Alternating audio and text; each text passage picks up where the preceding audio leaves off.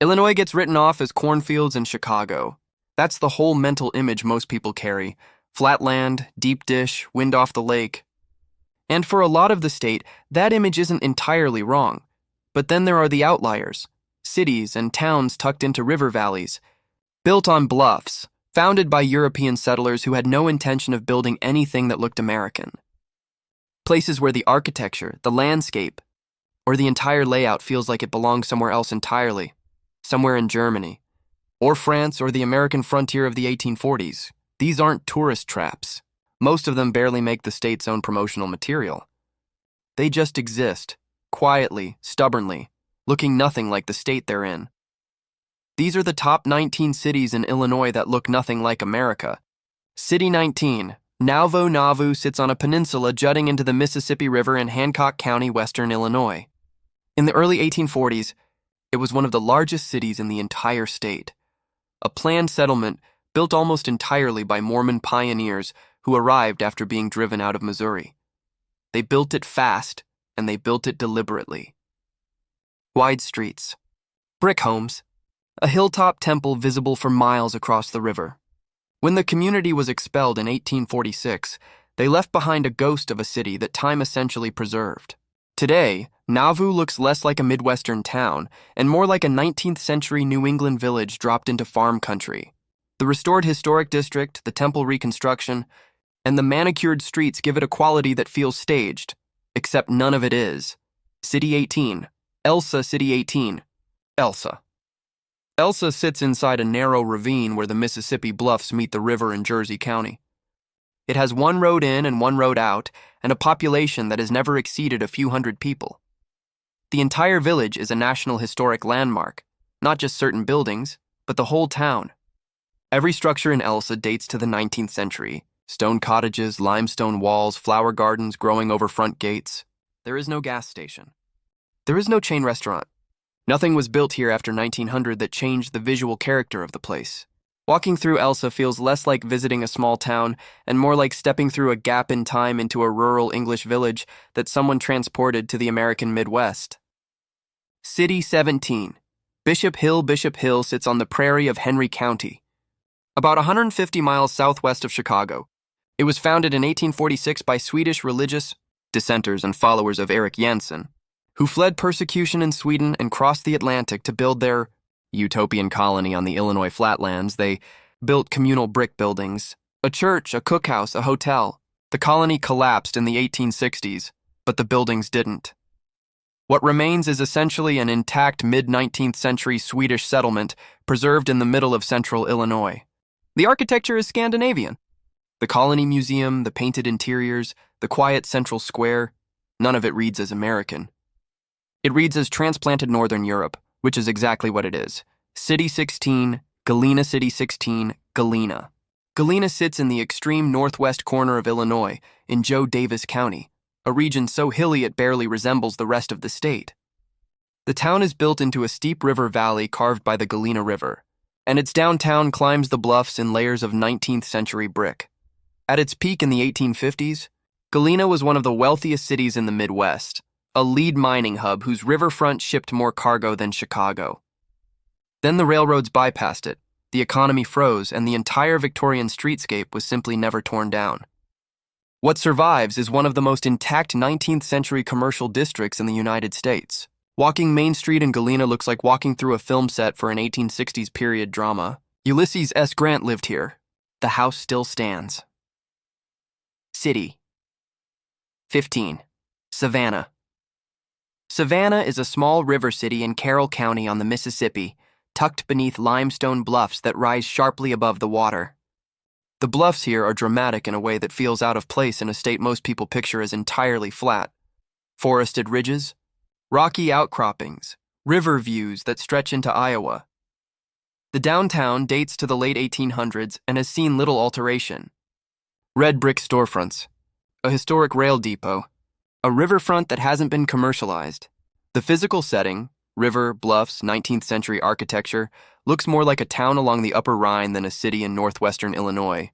City 14, Kaskaskia. City 14, Kaskaskia. Kaskaskia is one of the strangest geographic anomalies in the United States. It is an Illinois town located on the west side of the Mississippi River, meaning it is technically surrounded by Missouri on 3 sides, accessible from Illinois only by boat or by driving through Missouri. The Mississippi changed course in 1881 and swallowed the original town, leaving this isolated remnant cut off from the state it belongs to. A French colonial fort once stood here. This was the first capital of Illinois.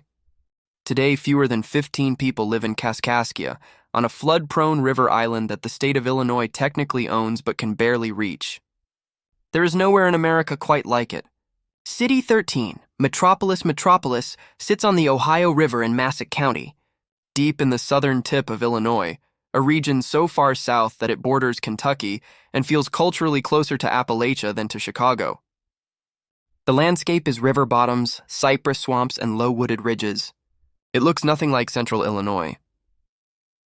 The town itself is a small river community with a courthouse square, historic storefronts, and a stretch of Ohio River waterfront that recalls the 19th century trading economy that once defined this corridor. The swamp forest just outside of town, the Spanish moss draped over the bottomlands, the flat water of the Ohio at dusk. It reads as the Deep South, not the Midwest. City 12, Alton City 12, Alton. Alton sits on the bluffs above the Mississippi River in Madison County, just north of St. Louis. The city was founded in 1818 and grew quickly as a river port, leaving behind a dense inventory of 19th century architecture, federal-style homes, Victorian mansions climbing the bluffs, limestone cliff faces rising above the downtown streets. The topography alone sets Alton apart. The river bluffs here are among the highest along the entire upper Mississippi, and the city's streets wind along their contours in a way that feels more like a European hillside city than anything typically Midwestern. Robert Wadlow, the tallest person in recorded history, was born here. The confluence of the Missouri and Mississippi rivers is visible from the bluffs.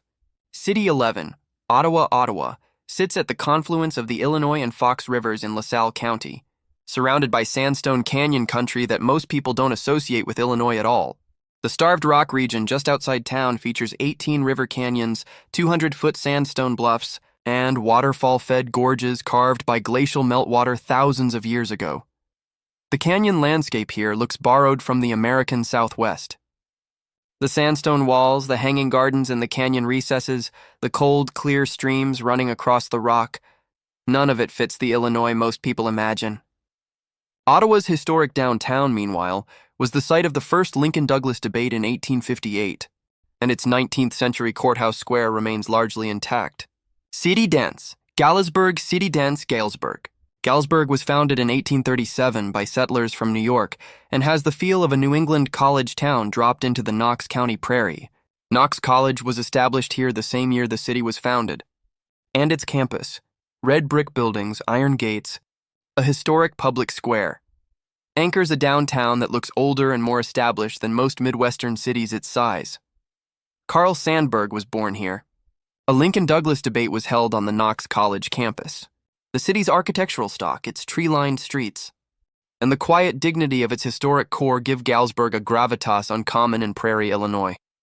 Cities 9 through 1, the final 10, visual cue, map pins drop rapidly across Illinois with aerial shots.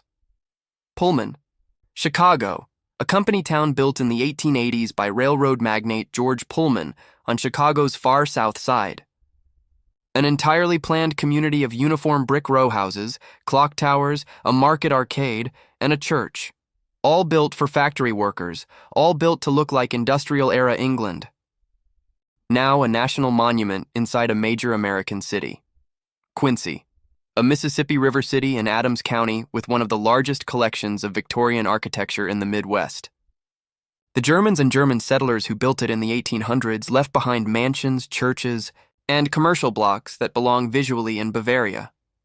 Peru, a river town in LaSalle County, surrounded by the Illinois River Valley's sandstone bluffs and hardwood forests. The landscape around Peru has more in common with the Ozarks than the Illinois prairie. Grafton, a tiny river town where the Illinois River meets the Mississippi, surrounded by 500-foot limestone bluffs. The setting is so dramatic that it draws comparison to the Rhine Valley. Population under 700. The scenery is extraordinary. Utica, gateway to Starved Rock, Utica is a one-street river town beneath towering sandstone bluffs. The canyon trails begin here. Nothing about the landscape says Illinois. New Salem, Abraham Lincoln's reconstructed frontier village in Menard County. 23 log structures recreated from the 1830s settlement where Lincoln lived before entering politics. It looks like a film set for the early American frontier because it is essentially exactly that.